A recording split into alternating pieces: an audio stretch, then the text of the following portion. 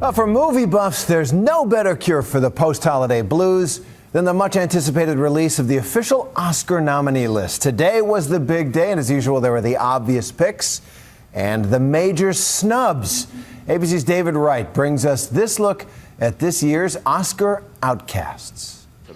Directors voting on this year's Oscar nominations for Best Director may not have appreciated this line from Argo. You teach somebody to be a director in a day? You teach a rhesus monkey to be a director in a day. Ignoring box office success and critical acclaim, the Academy snubbed director Ben Affleck's latest endeavor.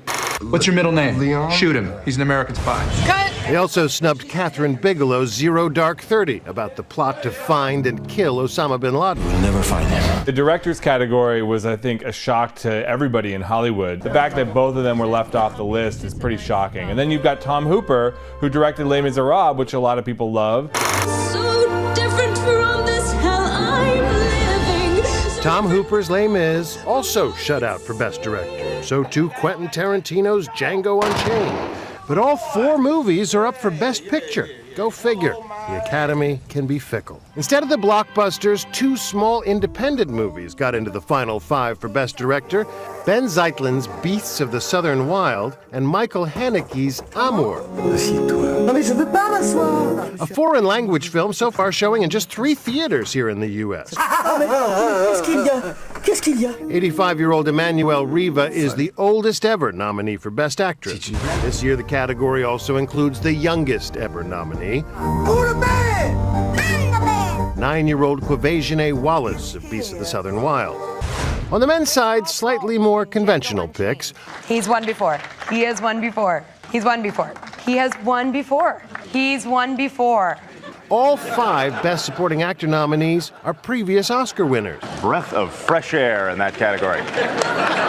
But 2 of the actors left off the list, both from Django Unchained, are not exactly slouches.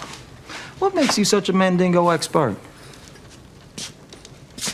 I'm curious what makes you so curious. No nomination for Oscar winner Jamie Foxx or for Leonardo DiCaprio. Leonardo DiCaprio is sort of always the bridesmaid when it comes to the Oscar. He's been nominated 4 times in the past. He's never won. And this year, he didn't even get nominated.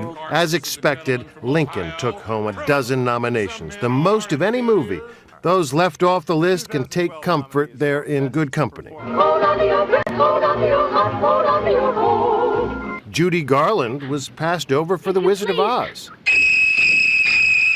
Alfred Hitchcock never won Best Director, although he was nominated for Psycho and 4 other films. In recent history, I think the biggest shocker of all time was about a decade ago when everybody thought that Steven Spielberg's Saving Private Ryan was going to win Best Picture.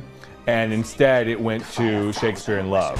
Today, more shocks and surprises, and chances are, even more on Oscar night. I'm David Wright for Nightline in Hollywood.